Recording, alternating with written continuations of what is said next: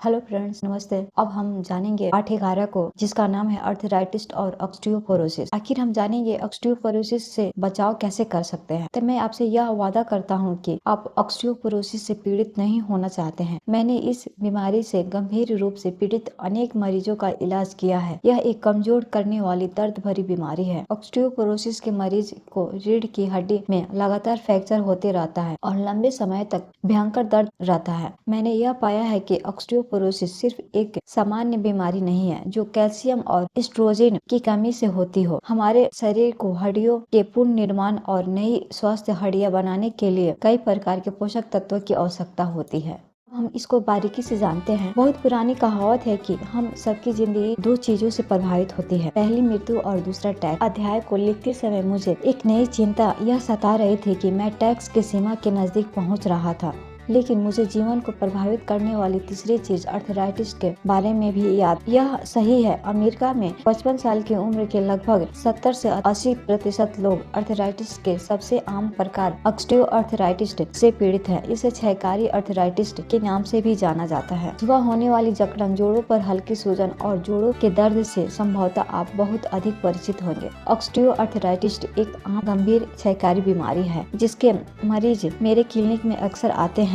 यह महिलाओं और पुरुषों दोनों को सामान्य रूप से प्रभावित करती है। इससे गले और कमर के नीचे निचले हिस्से सहित शरीर का प्रत्येक जोड़ प्रभावित हो सकता है। गंभीर अवस्था में आर्थराइटिस अत्यधिक परेशानी, दर्द और यहाँ तक कि अक्षमता भी उत्पन्न कर सकता है। ऑस्टियोआर्थराइटिस मुख्य रूप से जोड़ों में मौजूद कार्टिलेज के क्षय के कारण होता है, लेकिन इसमें साइनोविलियन लाइन और इसके नीचे हड्डियां भी शामिल हो सकती है। जैसे जैसे जोड़ की कार्टिलेज कमजोर होती है, हड्डी पर अधिक दबाव पड़ने लगते हैं। इस बढ़े हुए दबाव के परिणाम स्वरूप हड्डी बहुत घनी हो जाती है। ऐसा देखा जाता है कि इसके कारण जोड़ों के आसपास हड्डी का उभार बन जाता है। हो सकता है कि आपने अपने परिवार के किसी सदस्य या मित्र को यह कहते सुना है कि उन्हें हड्डी पर हड्डी चढ़ जाने के कारण जोड़ बदलवाने की जरूरत पड़ी। दरअसल उनकी बात का अर्थ यह था कि जोड़ों की कार्टिलेज पूरी तरह खत्म हो गई थी। चूँकि क्षयकारी आर्थराइटिस प्राथमिक रूप से वजन सहने वाले जोड़ों में होता है, इसलिए बार बार अत्यधिक वजन उठाने, तनाव या भारी भरकम काम के दबाव से इस बीमारी को विकसित होने और बढ़ने में मदद मिलती है। अगला पॉइंट है, जोड़ वास्तव में किस प्रकार क्षतिग्रस्त होते हैं, इसके बारे में जानेंगे। हमारे शरीर की हड्डियों के सिरे कार्टिलेज से ढके होते हैं, जबकि घुटनों आदि के जोड़ों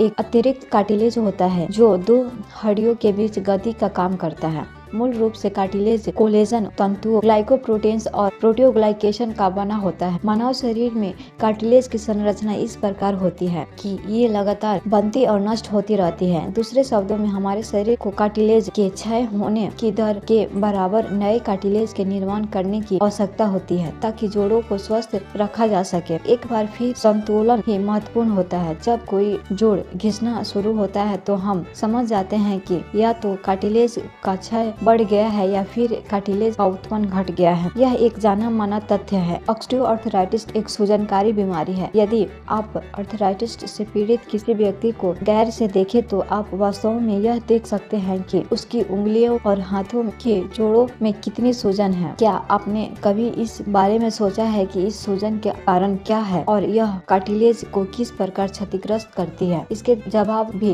कई हैं, क्योंकि दरअसल जोड़ों में सूजन कई कारणों से आ सकती है, जैसा कि आप नीचे दिए गए बॉक्स में देख सकते हैं। अब नीचे दिए गए बॉक्सों को हम जानेंगे। हमारे जोड़ों में सूजन के कारण क्या है? साइटोकाइनेस जोड़ों में सूजन के मुख्य कारणों में से है। ये प्रोटीन कोशिकाओं के बीच संदेशों का आदान प्रदान करते हैं और प्रतिरक्षी क्षमता तथा सूजन को नियंत्रित करते हैं। दो महत्वपूर्ण साइटोकाइनेस ट्यूमर निकोसिस फैक्टर अल्फा और इंटरल्यूकिन 1 बीटा है। आर्थराइटिस से पीड़ित मरीजों में जोड़ों में ये अधिक मात्रा में पाए जाते हैं। प्रोटीएज एंजाइम प्रोटीन के टूटने के कारण होते हैं और ये जोड़ों में सूजन पैदा करते हैं। प्रोटीएज साइटोकाइनेस द्वारा नियंत्रित होते हैं। इन एंजाइमों में से कुछ में सूजन विरोधी गुण होते हैं, जबकि कुछ में सूजन पैदा करने के गुण होते हैं। स्पष्ट है कि आर्थराइटिस में सूजन पड़ने वाले प्रोटीएज की जीत होती है। फैगोसाइटिन संक्रमण को मिटाने और कार्टिलेज तथा साइनोविलियन लाइनिंग को क्षति से बचाने की कोशिश में सूजन वाले जोड़ों की ओर आकर्षित होते हैं। परंतु जैसा कि आपने पिछले पिछले अध्याय में पढ़ा है कि यह सूजन प्रतिक्रिया ऐसा अच्छी नहीं होती है। वास्तव में न्यूट्रोफिल्म्स की वजह से जोड़ों में सूजन अधिक बढ़ सकती है। इस्कीमिया रिपीट यूजर फिनोमिना एक कठिन दिखाई देने वाले सरल प्रतिक्रिया है। जब हम वजन ढोने वाले जोड़ जैसे कूहे या घुटने का प्रयोग करते हैं तो चलने या खासकर दौड़ने पर हमारे वजन द्वारा बनाए गए दबाव में कार्टिलेज में रक्त प्रभाव रुक जाता है। इसे इस्कीमिया या रक्त आपूर्ति में कमी कहते हैं। जब हम जोड़ पर से वजन हटाते हैं तो दबाव कम हो जाता है और रक्त फिर से कार्टिलेज में प्रभावित होने लगता है। इसे हम रिपर यूजर कहते हैं। इस प्रतिक्रिया और सूजन के कारणों की वजह से शरीर में अत्यधिक मात्रा में स्वतंत्र तत्व का निर्माण होता है। इन स्वतंत्र तत्व के कारण एंटीऑक्सीडेंट रक्षा तंत्र पर दबाव पड़ता है और परिणाम स्वरूप ऑक्सीडेटिव तनाव उत्पन्न होता है। जब एंटीऑक्सीडेंट रक्षा तंत्र कमजोर पड़ जाता है तो जोड़ों में मौजूद ऑक्सीडेटिव तनाव कार्टिलेज और साइनोविलियन लाइनिंग को क्षतिग्रस्त कर देता है। ऐसे में जब शरीर तेजी से कार्टिलेज का पूर्ण निर्माण नहीं कर पाता है तो जोड़ खराब होने लगते हैं। एक और आर्थराइटिस रूमेटाइड। रूमेटाइड आर्थराइटिस एक प्रतिरोधी बीमारी है। जब शरीर का प्रतिरक्षी तंत्र जोड़ों के साइनोविलियन लाइनिंग और कार्टिलेज पर आक्रमण करना शुरू कर देता है तब रूमेटाइड आर्थराइटिस होता है। इसके परिणाम स्वरूप सूजन की एक असंतुलन प्रतिक्रिया शुरू होकर शरीर के स्वस्थ ऊतकों को नष्ट करने लगती है। इस प्रतिक्रिया से न सिर्फ अत्यधिक मात्रा में स्वतंत्र तत्वों का निर्माण होता है बल्कि यह साइटोकाइनेस खासकर TNF को भी आकर्षित करती है। अध्ययनों से पता चलता है कि रूमेटाइड आर्थराइटिस के मरीजों के प्लाज्मा में TNF बहुत अधिक मात्रा में पाया जाता है। अध्ययनों से यह भी संकेत मिलता है कि रूमेटाइड आर्थराइटिस के मरीजों में सामान्य व्यक्ति की अपेक्षा स्वतंत्र तत्वों का निर्माण 5 गुना अधिक होता है। परिणाम स्वरूप बेहिसाब ऑक्सीडेटिव तनाव काम करता है और रूमेटाइड आर्थराइटिस से पीड़ित लोगों से जोड़ खराब होने लगते हैं। यदि आप रूमेटाइड आर्थराइटिस से पीड़ित किसी व्यक्ति को जानते हैं तो आपको यह बात बहुत अच्छी तरह पता होगी कि यह बीमारी कितनी नुकसानकारी है। इससे अक्सर अक्षम कर देने वाली विकृत और दर्द होता है। हालांकि रूमेटाइड आर्थराइटिस से पीड़ित लोगों में ऑस्टियोआर्थराइटिस के मरीजों की अपेक्षा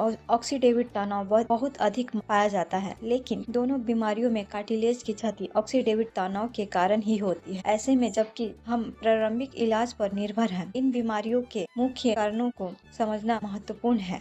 आर्थराइटिस का प्रारंभिक इलाज। रूमेटाइड आर्थराइटिस और ऑस्टियोआर्थराइटिस दोनों के लिए ही आधारभूत प्रारंभिक इलाज के रूप में स्टेरॉइड रहित एंटी इंफ्लेमेटरी दवाओं तथा एक्सिप्रन का इस्तेमाल किया जाता है। हालांकि ये दवाइयाँ जोड़ों में सूजन कम करती है, लेकिन साथ ही तत्काल इनके कुछ विपरीत प्रभाव भी होते हैं, जैसे पेट में अल्सर और आंतों में रक्त स्राव। यही नहीं, अमेरिका में हर साल अस्पतालों में भर्ती होने वाले 1 लाख से अधिक मरीजों और 16,000 से अधिक मौतों का मुख्य कारण आंतों में होने वाला रक्त स्राव होता है, जो स्टेरॉइड रहित एंटी इंफ्लेमेटरी दवाओं के इस्तेमाल का परिणाम होता है। इन दवाओं के खतरनाक प्रभावों से बचने के लिए दवा कंपनियों ने स्टेरॉइड रहित एंटी इंफ्लेमेटरी दवाओं का एक नया समूह विकसित किया है, जो प्राथमिक रूप से सिर्फ COX2 एंजाइम को रोकती है। COX2 एंजाइम को रोकने वाली दवाएं बहुत धूमधाम से बाजार में आई, क्योंकि इनके कारण आंतों के दुष्प्रभाव में भारी कमी आई। दुर्भाग्य से इन दवाओं के भी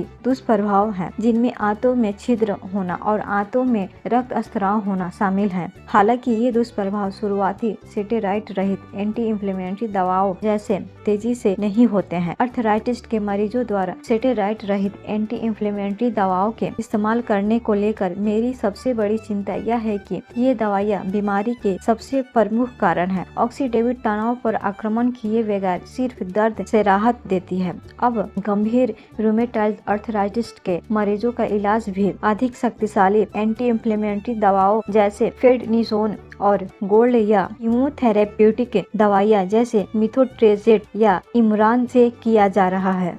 अब हम एक कहानी के द्वारा जानेंगे जिनका नाम है पेंगी की कहानी। पेंगी एक आकर्षक महिला थी जिन्हें मैं पिछले कई सालों से जानता हूँ। जब मैं पेंगी से पहली बार मिला था तब उनके पैर का निचला हिस्सा घुटने में हुई क्षति के कारण बाहर की ओर मुड़ा हुआ था। इस कारण उन्हें न सिर्फ घुटने में बल्कि दाएं कूल्हे में भी असहनीय पीड़ा होती थी, क्योंकि उन्हें बड़े अजीब तरीके से चलना पड़ता था। पेंगी ने इस भयंकर क्षयकारी आर्थराइटिस के बारे में मुझसे बात की। उन्हें बताया कि किशोर किशोरावस्था में साइकिलिंग करते समय हुई एक दुर्घटना के बाद उनके दाहिने घुटने में यह बीमारी विकसित हो गई थी। इस दुर्घटना में उनके घुटने की कार्टिलेज क्षतिग्रस्त हो गई थी और फिर कुछ ही दिनों बाद उस घुटने में फिर से चोट लग गई। दूसरी चोट के बाद उनके पास ऑपरेशन के अलावा कोई दूसरा रास्ता नहीं बचा था। डॉक्टरों ने ऑपरेशन करके उनके घुटने के गंभीर रूप से क्षतिग्रस्त कार्टिलेज के अधिकांश भाग को अलग कर दिया। ऑपरेशन के बाद डॉक्टर ने उन्हें चेतावनी दी कि भविष्य में उन्हें घुटने से कई समस्याएं हो सकती है। डॉक्टर ने उन्हें काम करते वक्त घुटने की सुरक्षा के लिए उस पर बांधने के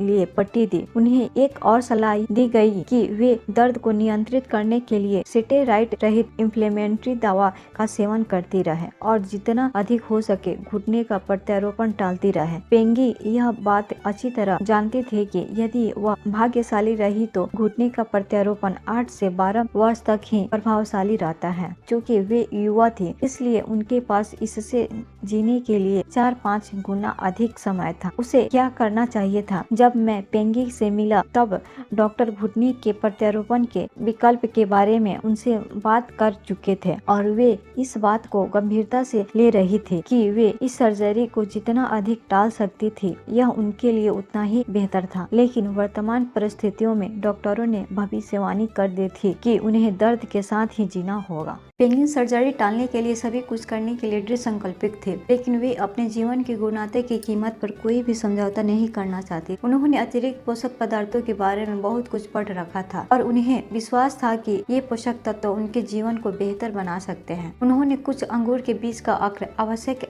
वसा अम्ल, कैल्शियम और मैग्नीशियम के अतिरिक्त तत्वों के साथ शक्तिशाली एंटीऑक्सीडेंट और खनिज का मिश्रण शुरू कर दिया। साथ ही उन्होंने 2000 मिलीग्राम ग्लूकोसेमिन सल्फेट भी लेना शुरू कर दिया। पेंगिंग ने फिजिकल थेरेपी जारी रखी और वे संतुलित भोजन ले रही थी। अतिरिक्त पोषक तत्वों का सेवन शुरू किए। पेंगिंग को कुछ महीने हुए थे लेकिन वे सुधार महसूस कर सकती थी। अब वे स्टेरॉइड सहित एंटी इंफ्लेमेटरी दवा पर निर्भर थी। वे पिछले सालों की अपेक्षा अधिक काम कर सकती थी। वे अब पहले की अपेक्षा बहुत अधिक सक्रिय हो गई थी और उन्हें दर्द भी कम होता था। वास्तव में वे अब भय से उभर गई थी और इन सालों में वह पहली बार स्नो साइकिलिंग के लिए भी गई थी। हालांकि पेंगिंग के लिए सबसे उत्साहजनक बात थी कि जब वे डॉक्टर के पास गई और उन्होंने उनके घुटने का एक्सरे लिया। जब डॉक्टर ने इस एक्सरे की तुलना 2 वर्ष पहले के एक्सरे से की, वे तो आश्चर्यचकित रह गए। तुलना से पता चलता है कि अब उनके पैर में उतना अधिक झुकाव नहीं था और वे हड्डियों के बीच बढ़ी हुई खाली जगह भी देख पा रही थी। पेंगिंग को हड्डियों के बीच खाली जगह दिखाते हुए डॉक्टर ने उन्हें समझाया कि यह इस बात का प्रमाण था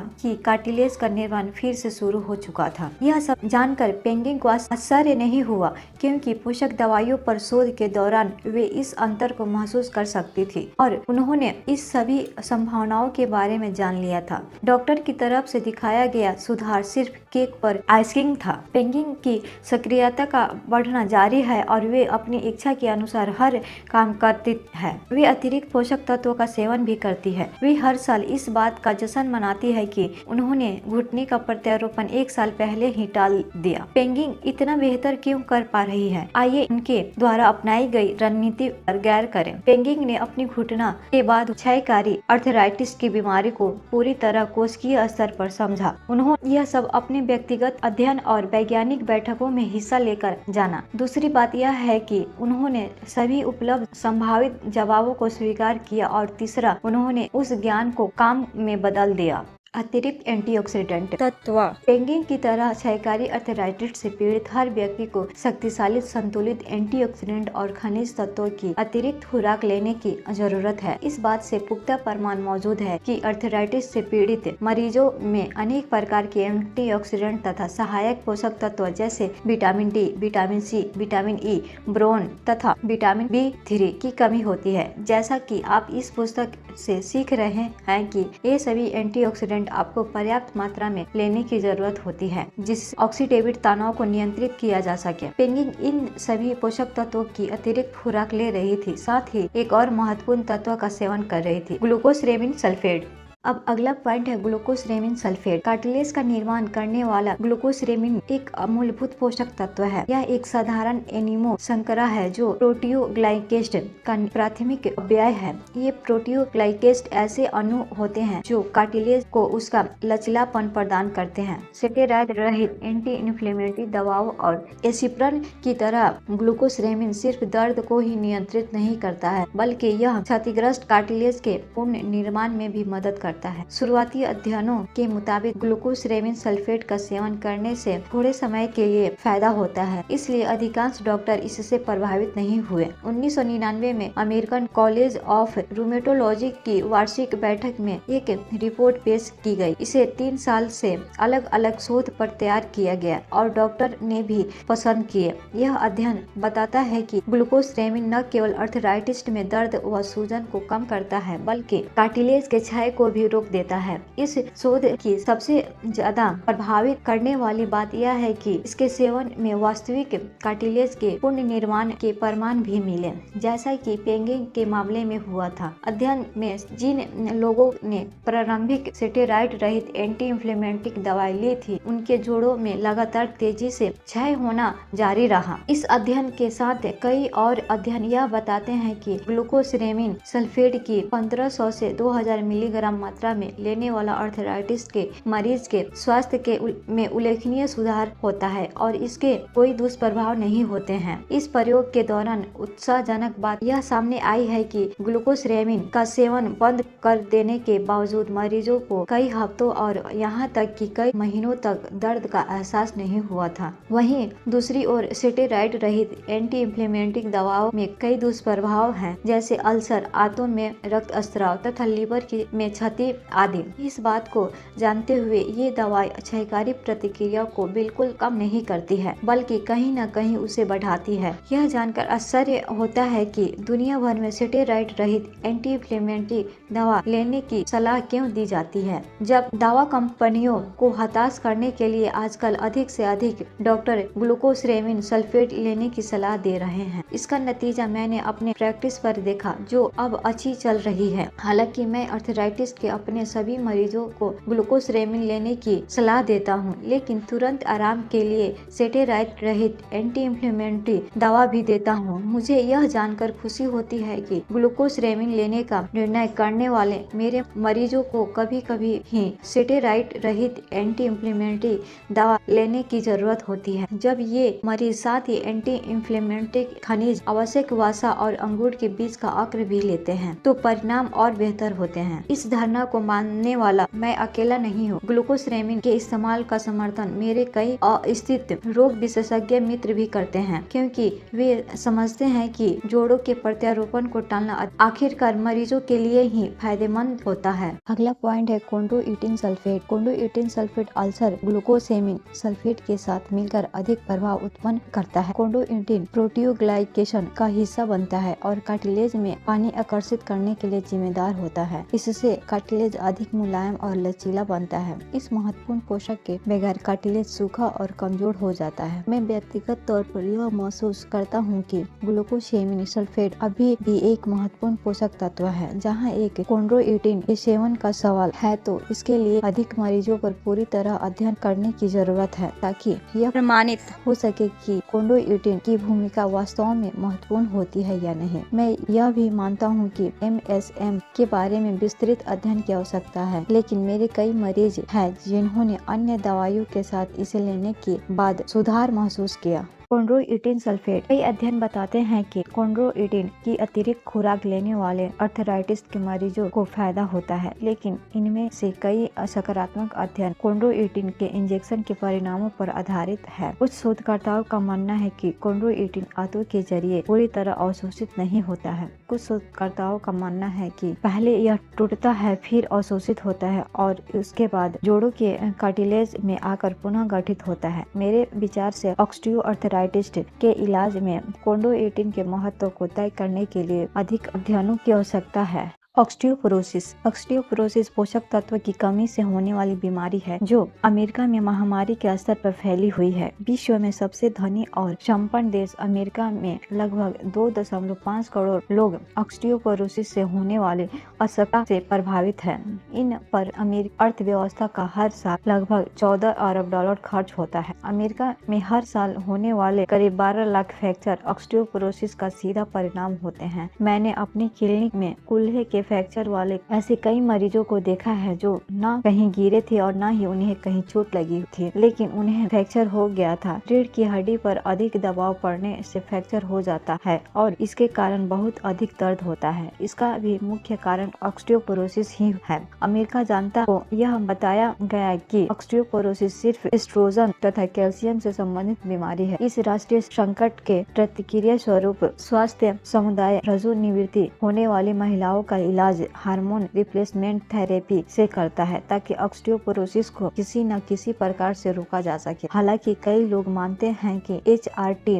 ऑस्टियोपोरोसिस के बढ़ने की प्रतिक्रिया को धीमा कर सकती है, लेकिन इसके नुकसान लाभ की अपेक्षा अधिक होते हैं। 1997 में न्यूजीलैंड जर्नल ऑफ मेडिसिन में इस बारे में अनेक शोध छपे। इनमें ऐसी महिलाओं के अध्ययन शामिल थे जिन्होंने 5 से 10 साल तक एस्ट्रोजन रिप्लेसमेंट करवाया था। इन अध्ययनों के नतीजे ने शोधकर्ताओं को चौंका दिया। अध्ययन से इस बात का पता चला कि 40% से अधिक महिलाओं को स्तन कैंसर हो गया था। इस नकारात्मक रिपोर्ट के आते ही दवा कंपनियों ने तत्काल डॉक्टरों को यह बताकर मानना शुरू कर दिया कि HRT के फायदे इसके खतरों से कहीं अधिक है। उनका कहना था कि दूसरे शोध भी यह बताते हैं कि HRT करवाने वाले मरीजों में दिल के दौरे, हृदयाघात तथा अल्जाइमर्स डिमेंशिया का खतरा काफी कम हो जाता है। हालांकि 2 अन्य महत्वपूर्ण अध्ययनों heart and estrogen progestin replacement study तथा वीमेंस हेल्थ इनिशिएटिव स्टडी ने हृदय रोगों में बढ़ोतरी में कई कमी प्रदर्शित नहीं की। कुछ प्रमाण यह भी बताते हैं कि HRT के बाद पहले साल में दिल के दौरे के मामले बढ़ गए थे। मजेदार बात यह थी कि इन अध्ययनों से पता चला कि HRT करवाने वाले लोगों में LDL कोलेस्ट्रॉल की मात्रा में उल्लेखनीय कमी तथा HDL कोलेस्ट्रॉल की मात्रा में उल्लेखनीय वृद्धि थी। अब सवाल यह उठा कि ऐसी स्थिति में इन मरीजों में हृदय रोगों का खतरा कैसे बढ़ गया। मैं मानता हूं कि इस सवाल का जवाब दूसरे अध्ययनों में मिलता है। इसके मुताबिक जिन महिलाओं ने संश्लेषित HRT करवाई थी उनमें C रिएक्टिव प्रोटीन की मात्रा में अत्यधिक बढ़ोतरी हुई थी। इन प्रोटीन को आप धमनी में सूजन की माप मान सकते हैं। यह विशेषकर महिलाओं में भविष्य में आने वाले दिल के दौरे का कोलेस्ट्रॉल से बेहतर सूचक है। याद रखें कि हृदय रोग धमनी में सूजन का रोग है, यह कोलेस्ट्रॉल से संबंधित रोग नहीं। इन नए अध्ययनों को ध्यान में रखते हुए जब कोई महिला ऑस्टियोपोरोसिस से बचने के लिए संश्लेषित HRT करवाती है तो इसके कुछ नुकसान भी होते हैं। खासकर HRT लेने वाले मरीजों के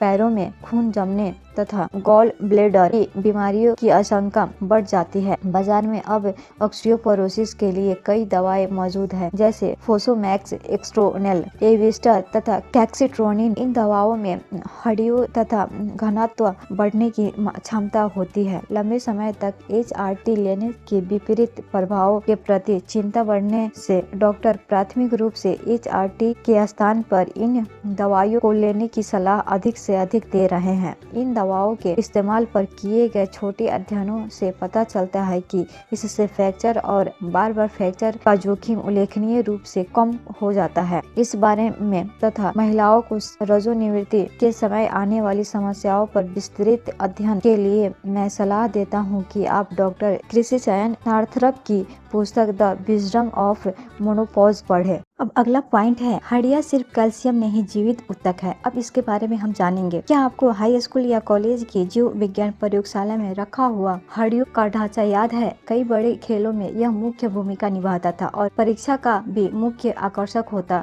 था। हालांकि प्लास्टिक के इस मॉडल में अनेक बच्चों की हड्डियों के बारे में बहुत कुछ सिखाया है, फिर भी हम अक्सर इस कंकाल के बारे में सोचते हैं बजाय कि उन हड्डियों के जो सक्रिय सक्रिय है, जीवित ऊतक है और जो लगातार ऑस्टियोक्लास्ट के द्वारा खुद ही पुनर्निर्मित होती रहती है। हड्डी सिर्फ कैल्शियम के कणों का संग्रह ही नहीं बल्कि यह एक जीवित ऊतक है जो सूक्ष्म पोषक तत्वों और एंजाइम तंत्र पर निर्भर अनेक जैव रासायनिक क्रियाओं में लगातार संलग्न रहती है। इसलिए किसी अन्य जीव ऊतक की तरह हड्डी को भी विभिन्न पोषण की आवश्यकता होती है। अमेरिकी भोजन में सफेद ब्रेड, सफेद आटा, रिफाइंड शक्कर तथा वसा अधिक मात्रा के लिए जाते हैं, लेकिन इनमें बहुत से आवश्यक पोषक तत्व कम मात्रा में पाए जाते हैं। अमेरिकी भोजन में मांस तथा कार्बोनेट युक्त पेय पदार्थों की मात्रा भी बहुत अधिक होती है, जिससे हमारे शरीर में फास्फोरस की मात्रा बढ़ जाती है और कैल्शियम का अवशोषण घट जाता है। हड्डी के लिए जरूरी किसी भी पोषक तत्व की आपूर्ति असामान्य होने पर ऑस्टियोपोरोसिस होने लगता है। हड्डियों के बारे में एक और आम धारणा यह है कि मजबूत हड्डियों और ऑस्टियोपोरोसिस से बचने के लिए हमें सिर्फ कैल्शियम की आवश्यकता होती है, लेकिन सच तो यह है कि इस देश में ऑस्टियोपोरोसिस के मरीजों की संख्या कम करने में सफलता पाने के लिए सिर्फ कैल्शियम ही नहीं, अन्य आवश्यक पोषक तत्वों की भी मौजूदगी भी जरूरी है। रीढ़ की हड्डी, कूल्हे तथा कलाई में फ्रैक्चर का खतरा कम करने के लिए हमें अनेक महत्वपूर्ण कारकों पर ध्यान देना चाहिए, जैसे हड्डी में पर्याप्त द्रव्यमान को बनाए रखना, हड्डी के प्रोटीन मैट्रिक्स में कमी को रोकना और यह सुनिश्चित करना कि क्षतिग्रस्त हिस्सों को बदलने के लिए हड्डी में आवश्यक सभी पोषक तत्व उपस्थित हो। हड्डी के संरक्षण और निर्माण के सभी तीनों क्षेत्रों में पोषक तत्व महत्वपूर्ण भूमिका निभाता है। आइए अब प्रत्येक पोषक तत्व पर गौर करें और यह देखें कि ऑस्टियोपोरोसिस के विरुद्ध लड़ने में इनकी क्या भूमिका होती है। अब हम कैल्शियम के बारे में जानेंगे। इस बात में कोई संदेह नहीं है कि कैल्शियम की कमी में ऑस्टियोपोरोसिस हो सकता है, लेकिन अध्ययन बताते हैं कि रजोनिवृत्ति के बाद सिर्फ 25% महिलाओं में ही कैल्शियम की कमी होती है। यह सही है कि इन महिलाओं को कैल्शियम की अतिरिक्त खुराक देने से इनकी हड्डियों का द्रव्यमान बढ़ जाता है, लेकिन शेष 75% महिलाएं जिनमें कैल्शियम की कमी नहीं है पर इस खुराक का कोई प्रभाव नहीं होता है। हाल ही में किए गए कुछ अध्ययनों से यह बात सामने आई है कि कैल्शियम और विटामिन डी की खुराक लेने से ऑस्टियोपोरोसिस की प्रक्रिया धीमी हो जाती है, लेकिन इसे कोई प्रमाण नहीं मिले हैं कि ये तत्व ऑस्टियोपोरोसिस को रोकते हैं। अध्ययनों से यह भी पता चला कि इन तत्वों के कारण कूल्हे, रीढ़ की हड्डी और कलाई में फ्रैक्चर में कमी आती है। दूसरे शब्दों में कैल्शियम मददगार तो है, लेकिन यह सवाल का पूरा जवाब नहीं है। ऑस्टियोपोरोसिस विरुद्ध लड़ाई में कैल्शियम एक आवश्यक पोषक तत्व है। महिलाओं और पुरुषों दोनों को 800 से 1500 मिलीग्राम पोषक तत्व रोजाना लेना चाहिए। हालांकि यह उनके भोजन में कैल्शियम की मात्रा पर निर्भर करता है। लोग कैल्शियम कार्बोनेट की अपेक्षा कैल्शियम साइट्रेट ज्यादा अच्छी तरह अवशोषित करते हैं, लेकिन जब इसे भोजन और विटामिन डी की अच्छी खुराक के साथ लिया जाता है तो अवशोषण स्तर लगभग समान ही होता है। आप कैल्शियम किसी भी रूप में ले, लेकिन आपको इसे भोजन के साथ ही लेनी चाहिए ताकि यह पर्याप्त मात्रा में अवशोषित हो सके। सलाह दी जाती है कि बच्चों को भी इस प्रकार के पोषक तत्वों की जरूरत है। अध्ययनों से भी यह बात साबित होती है कि जो बच्चे वयस्क होने से पहले रोजाना 800 से 1200 मिलीग्राम कैल्शियम का सेवन करते हैं तो उनकी हड्डियों का घनत्व 5 से 7% बढ़ जाता है। यह खोज इसलिए महत्वपूर्ण है क्योंकि हड्डियों के घनत्व में बढ़ोतरी उनके युवा होने तक पूरे जीवन भर साथ रहेगी। अगला पोषक तत्व है मैग्नीशियम। हड्डी के भीतर होने वाली अनेक जैव रासायनिक क्रियाओं में मैग्नीशियम एक महत्वपूर्ण तत्व होता है। मैग्नीशियम क्षारीय फॉस्फेट को सक्रिय करता है, जो हड्डी के नए कणों के निर्माण के लिए आवश्यक एंजाइम होता है। विटामिन डी को भी सबसे सक्रिय अवस्था में लाने के लिए मैग्नीशियम की आवश्यकता होती है। यदि शरीर में मैग्नीशियम की कमी होती है तो विटामिन डी से संबंधित बीमारियां हो सकती है। खान पान संबंधित किए गए सर्वे से पता चलता है कि 80-85% अमेरिकी मैग्नीशियम की कमी वाले भोजन का सेवन करते हैं। Vitamin D. कैल्शियम शोषण के लिए विटामिन डी आवश्यक होता है। यह एक त्वचा में तब बनता है जब सूर्य के प्रकाश में संपर्क में आती है, लेकिन जैसे आप जानते हैं कि उम्र बढ़ने के साथ लोग सूर्य के प्रकाश में काफी कम समय बिताते हैं और इसलिए ऐसे लोगों में विटामिन डी की कमी सामान्य बात है। हम दूध और भोज्य पदार्थों के माध्यम से भी विटामिन डी लेते हैं, लेकिन तब इसे इसके जैविक सक्रिय रूप विटामिन D3 में बदलना आवश्यक होता है। अक्सर विटामिन डी D3 में आधा अधूरा परिवर्तन इसकी कमी की अपेक्षा अधिक नुकसानदायक होता है। इस कारण मैं सक्रिय अवस्था में विटामिन डी का इस्तेमाल करते हुए विटामिन डी के पोषक तत्व लेने की सलाह देता हूँ। न्यूजीलैंड जर्नल ऑफ मेडिसिन में एक शोध प्रकाशित किया गया था। इसके अनुसार शोधकर्ताओं ने मैसाचुसेट्स जनरल हॉस्पिटल के मेडिकल वार्ड में भर्ती 290 मरीजों में विटामिन डी के स्तर का अध्ययन किया। ये वो मरीज थे जो सामान्य तौर पर सक्रिय थे। जब हॉस्पिटल के स्टाफ ने इनके विटामिन डी स्तर की जांच की तो पता चला कि 93% लोगों में विटामिन डी की कमी थी। आश्चर्यजनक रूप से इनमें से जो मरीज एक से अधिक विटामिन डी का सेवन कर रहे थे उनमें विटामिन डी की कमी थी। यह अध्ययन तब महत्वपूर्ण है जब आप यह समझते हैं कि विटामिन डी के बिना कैल्शियम का अवशोषण नहीं होता है।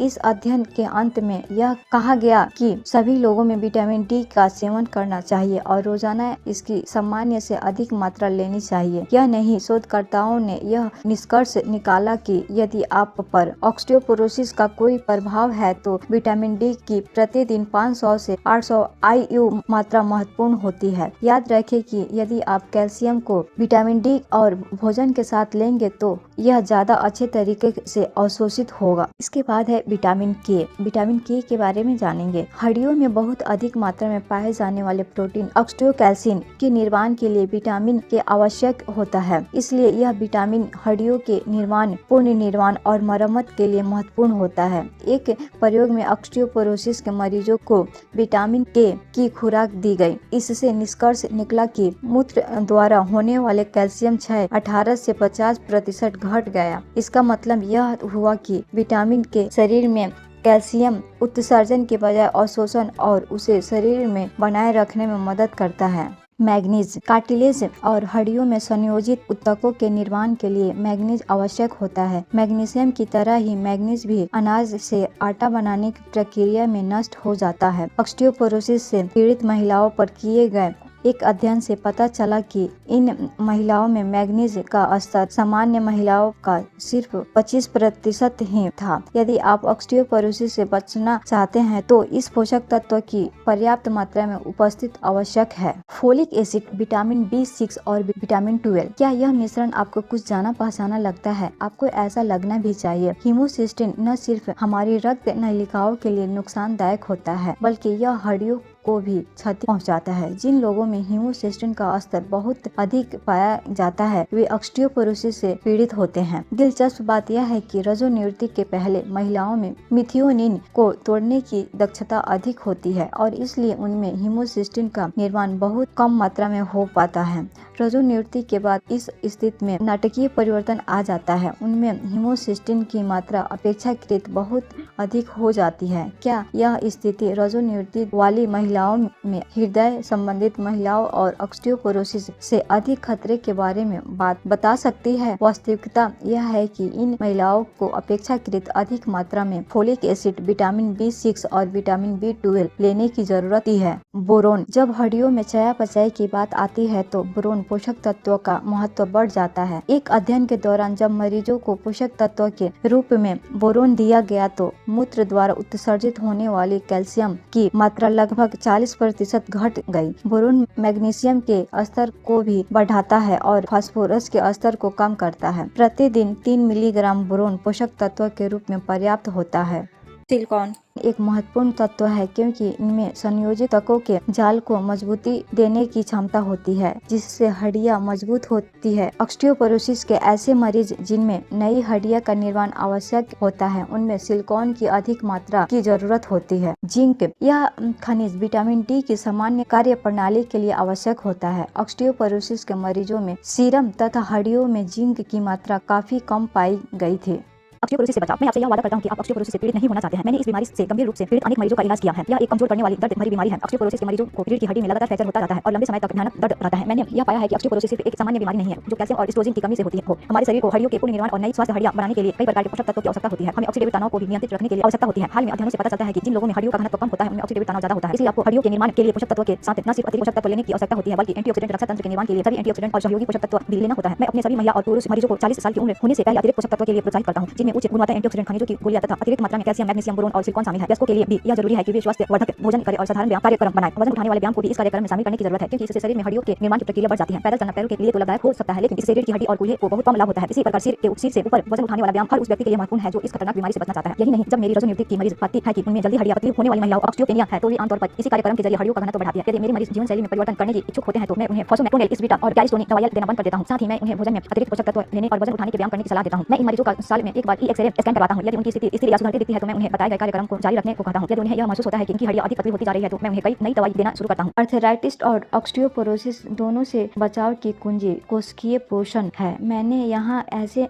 अनेक पोषक तत्वों के बारे में बताया है जिनसे आपको चिकित्सा साहित्य में लिखे इन तत्वों के महत्व की झलक मिलती है। जैसा कि आप देख चुके हैं कि असहाय बना देने वाली इन बीमारियों से सिर्फ कैल्शियम और एस्ट्रोजन की कमी को पूरा कर नहीं निपटा जा सकता है। यह सिर्फ एक और ऐसा क्षेत्र है जहाँ पर अतिरिक्त पोषक तत्व के द्वारा आप शरीर के स्वास्थ्य को बनाए रख सकते हैं या फिर अपनी खोई हुई सेहत फिर से पा सकते हैं।